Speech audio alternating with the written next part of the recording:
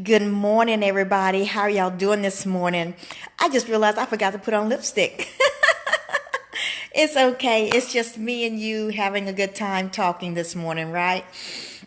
So, welcome to the Ask Terry Show with Gateway to Counseling.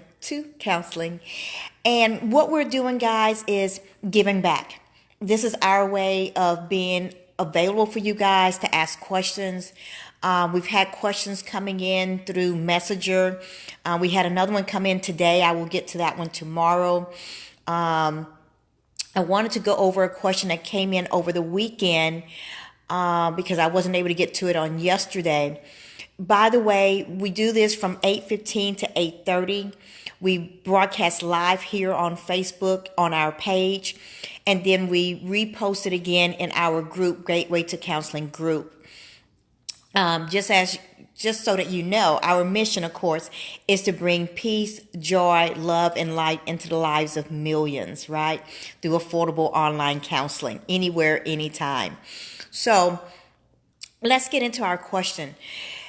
The question is, how do I help my addicted, whatever, loved one, my addicted girlfriend, my brother, my spouse, whoever that person may be?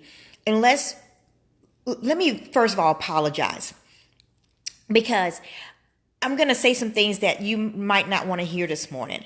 And I'm going to say some things that you might even disagree with. And you might even be surprised that I'm saying it because I'm a therapist, right? But I want you to remember that I am here to support you. I am here to help you to have a better tomorrow, a brighter tomorrow, right? We always say enter our gates into a brighter tomorrow. So that's my focus, is you. So don't be too surprised about some of the things that I'm going to say today. So to answer the question, how do I help my addicted loved one? You can't. And you're going to say, but Terry, wait, why? How can you say that?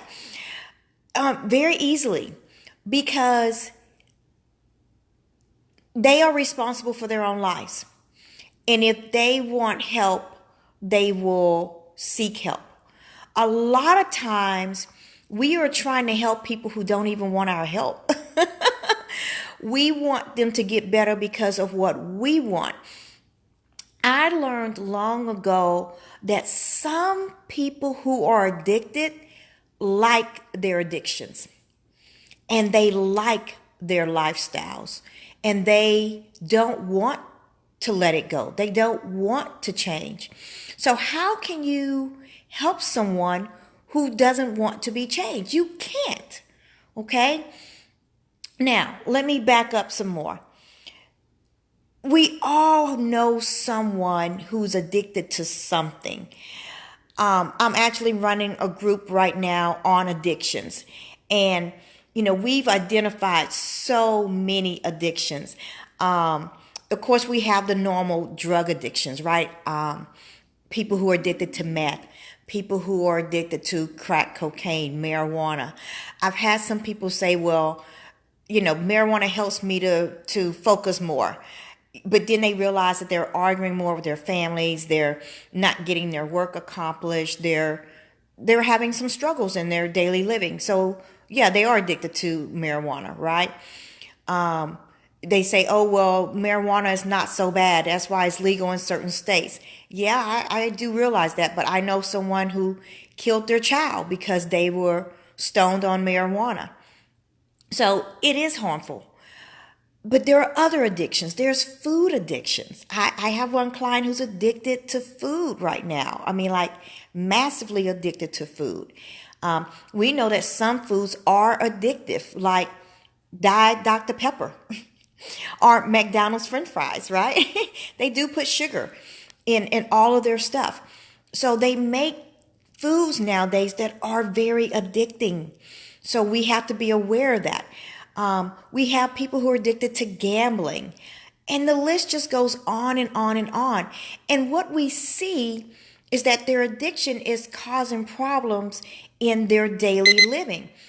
And it's affecting your relationship with them.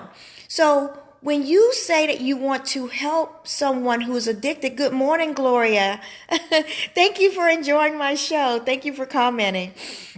So when you say that you want to help someone who's addicted to something, what you're really saying is you also want to help yourself because you love that person and you don't want to lose that part of them, right? And you're suffering, you're struggling. But guys, we can't help anyone who doesn't want help. And I'm going to probably say that 10 million and one times today, but we just can't. We have to be responsible for us. Someone said to me recently, they said, I like this. I like the way I'm living. It's not hurting me. And if I like it, then everyone else should love it too. Because I'm not affecting them. Okay, well, okay. Phone call coming through. All right, so, it's a belief. Good morning. So it's a belief that the addicted person likes their lifestyle. If they didn't, they would ask for help.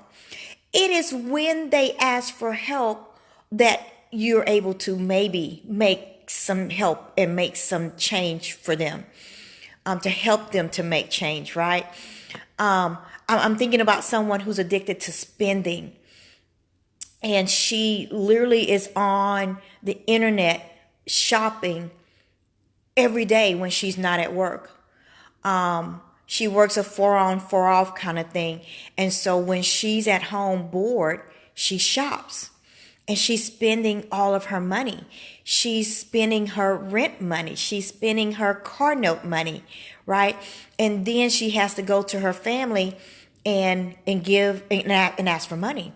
Guys, one way that you can help the addicted person is to have very clear boundaries, extremely clear boundaries.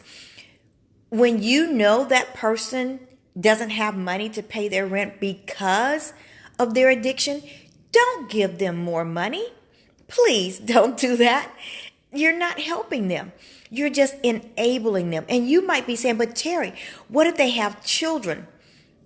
Guys, if their addiction is so bad that it's affecting their children, then maybe we need to do something for the children.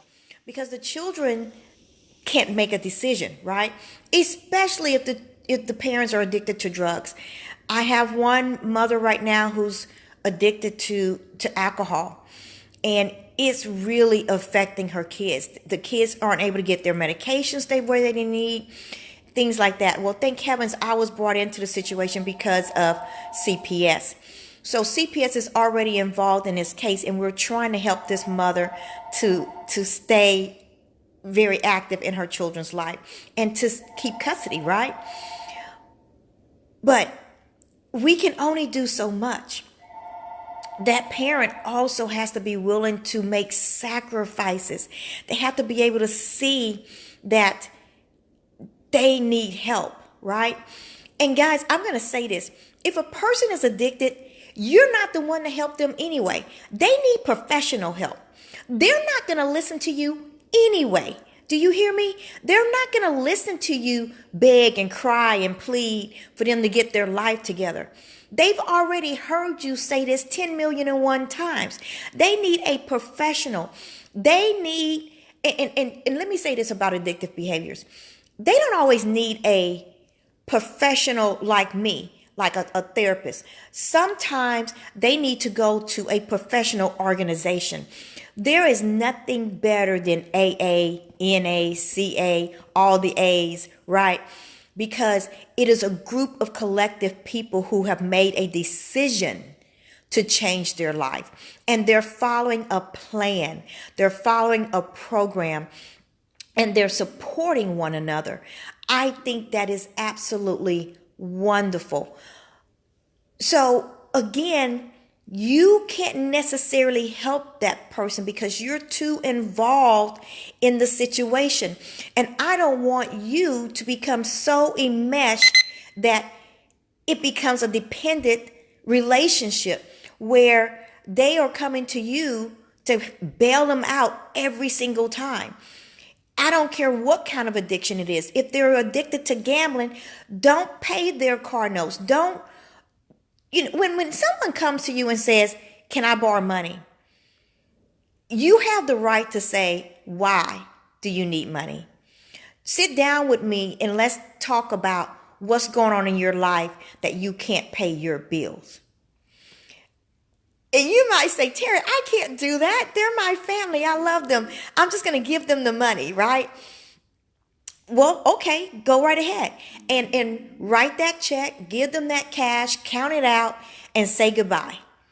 And say goodbye to that money and say hello to an open door to that person coming over and over and over to get money from you. It is your money. It is your time. It is your energy. And if you don't value yourself to ask those questions, then just be a doormat and let them walk in and out as they please and take money from you and anything else that they need from you. I'm very good on boundaries. When someone comes to me and asks me for money, let's sit down and talk about it because I'm really good at finances. So I'm going to help you to get yourself in order. I'm going to help you to create a budget. I'm going to find out, are you spending a lot of your money going out to eat? Are you spending a lot of your money because you're a single man and you're entertaining these young hot things and taking them to these fancy restaurants, right? And taking them out to buy $20 drinks. Well, you don't have money like that. You can't pay your light bill because you were taking this person out to eat all the time. We can't do that, guys. So you have to have very clear boundaries so that you can stay with peace in your life. So that you can stay with joy in your life. Otherwise, you're going to need counseling, right? You're going to need professional help. So I hope that answers the question. And my lighting is a little bad because the sun's coming through. All right, I'm trying to change that around, but that's okay. We're almost done anyway. So I hope that answers the question, guys, on how can you help your addictive loved one. The bottom line is you can't. If they come to you and they want help, please, by all means, refer them to a professional. Be their support system. Have your very clear boundaries. And that is helping them more than anything else in the world. Love them, care for them, pray for them. But don't be an open door. Don't be a doormat. Send them to the professional. Send them to us. We're Gateway to Counseling.